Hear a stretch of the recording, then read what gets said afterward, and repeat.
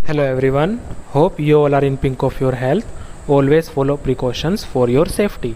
I am Akshay Sharma and in this particular video lecture we are going to discuss coordination number attained by the various coordination compounds and the geometry related to them. First of all, we should know about the coordination number. Coordination number जो होते हैं वो होता है एक group of atom होगा, जैसे कि NH3, Cl, H2O। ये जो लिगेंड्स हैं ये सेंट्रल एटम को घेर कर रखते हैं। मींस जो लिगेंड्स जितने भी लिगेंड्स होंगे एक सेंट्रल एटम से बॉन्ड बना रहे होंगे, तो जितने भी लिगेंड्स होंगे काउंटिंग करनी जाएगी 1 2 3 4 5 6। पर्टिकुलरली जो होता है 2 4 या फिर 6 लिगेंड्स जो हैं वो मेटल एटम से जुड़े हुए होते हैं और इनकी ही काउंटिंग को हम कोऑर्डिनेशन नंबर बोल देते हैं। So we can say coordination number is the numerical value when we count the ligands directly attached to the central metal atom.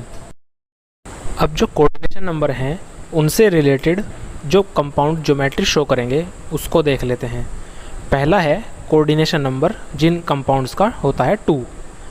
जब कोऑर्डिनेशन नंबर की वैल्यू 2 होती है तो इस तरह की ज्योमेट्री बनती है लीनियर शेप की। बीच में तो होता है सेंट्रल मेटल एटम और साइड से लिगेंड्स जुड़े हुए होते हैं, ऑलमोस्ट 180 डिग्री का एंगल बना लेते हैं अगर वो सेम लिगेंड्स हैं।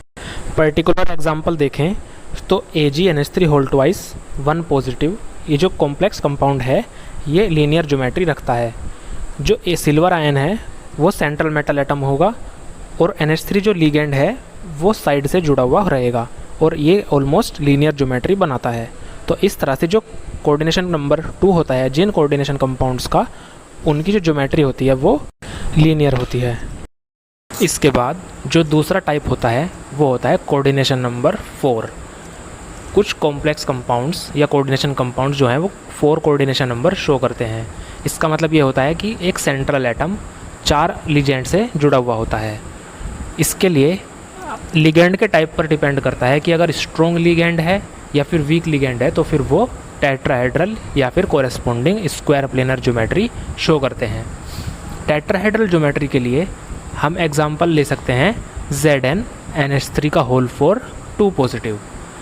यहाँ पर जो सेंट्रल एटम है वो जिंक का है और NH3 लिगेंड है और वो 4 तरह से जुड़ा हुआ है। NH3 एक न्यूट्रल लिगेंड होता है और ये कंपाउंड जो है ना ये क्या करता है, जिंक के इलेक्ट्रॉन्स यहाँ पर क्या है पेयर्ड अप हैं, तो पेयर्ड अप होने की वजह से वो sp3 हाइब्रिडाइजेशन शो करता है। जहाँ sp3 हाइब्रिडाइजेशन होगी वो टेट्राहेड्रल ज्योमेट्री शो करता है। इसी तरह से FeCl4 होल 1 नेगेटिव जो कंपाउंड है वो भी टेट्राहेड्रल ज्योमेट्री शो करता है। इसके अलावा टेट्रा कार्बोनिल निकिल ये भी एक टेट्राहेड्रल कंपाउंड होता है और टेट्रा कार्बोनिल कोबाल्टेट आयन ये जो CO होल 4 1 नेगेटिव है, ये सब एग्जाम्पल हैं टेट्राहेड्रल कंपाउंड्स के लिए। टेट्राहेड्रल कॉम्प्लेक्सेस में जो d ऑर्बिटल है वो इस तरह से स्प्लिट होता है। जो d ऑर्बिटल के 5 ऑर्बिटल होते हैं वो 3:2 यानी कि T2g और Eg जो ऑर्बिटल हैं उनमें स्प्लिट होते हैं और जो T2g ऑर्बिटल है उसकी एनर्जी हायर होती है देन Eg कॉम्प्लेक्स। और ये जो स्क्वायर प्लेनर ज्योमेट्री है उसका एग्जांपल है tetracyano nickelate ion NiCN4 whole 2 negative. यहाँ पर जो सेंट्रल एटम है वो निकिल का है और साइनो ग्रुप जो है वो एज लिगेंड साइड से जुड़े हुए हैं और यहाँ पर जो Cn है वो एक स्ट्रॉन्ग लिगेंड होता है। उसका क्या फ़र्क पड़ता है, स्ट्रॉन्ग लिगेंड होने की वजह से निकिल के जो अनपेड इलेक्ट्रॉन है, निकिल की D8 कॉन्फ़िगरेशन है तो उसके जो अनपेड इलेक्ट्रॉन्स हैं ये उनको पेयर्ड कर देता है। और फिर क्या होता है इसके अंदर जो 4 निकिल के लिगेंड हैं ये एक एक पेयर डोनेट करेंगे ना, तो वो एक पेयर d ऑर्बिटल में 3d सबशेल में डोनेट हो जाएगा, फिर एक होगा 4s सबशेल में और 2 होंगे p सबशेल के अंदर। तो इसकी जो हाइब्रिडेशन बनेगी वो होगी dsp2 और dsp2 हाइब्रिडेशन रखने वाले जो कॉम्प्लेक्स कंपाउंड हैं वो स्क्वायर प्लेनर ज्योमेट्री बनाते हैं। जैसा कि टेट्राहेड्रल में जो हाइब्रिडाइजेशन होती है वो sp3 होती है और स्क्वायर प्लेनर में dsp2 हाइब्रिडाइजेशन रहेगी। इसके अलावा ये 2 पर्टिकुलर एग्जांपल हैं sp2 हाइब्रिडाइजेशन शो करने के लिए। ये जो PT NH3 whole twice Cl2 है, और इसके अलावा NiBr2 PPH3 होल ट्वाइस। ये जो PPH3 लिगेंड है इसका नाम होता है फिनाइल फोस्फीन। तो ये ट्राइफिनाइल फोस्फीन जो है यूनिडेंडेट लिगेंड है, और निकल से 2 ब्रोमीन के लिगेंड जुड़े हुए हैं और 2 ट्राइफिनाइल फोस्फीन के। तो इस तरह से ये sp2 हाइब्रिडाइजेशन यानी कि स्क्वायर प्लेनर ज्योमेट्री शो करते हैं। और स्क्वायर प्लेनर कंपाउंड में जो d ऑर्बिटल का स्प्लिटिंग है वो इस तरह से है कि Eg जो ऑर्बिटल बनेगा उसकी एनर्जी ज़्यादा होती है देन T2g, और T2g ऑर्बिटल में भी dz² वाला जो ऑर्बिटल है उसकी लिटिल बिट हायर एनर्जी होती है देन xz एंड yz।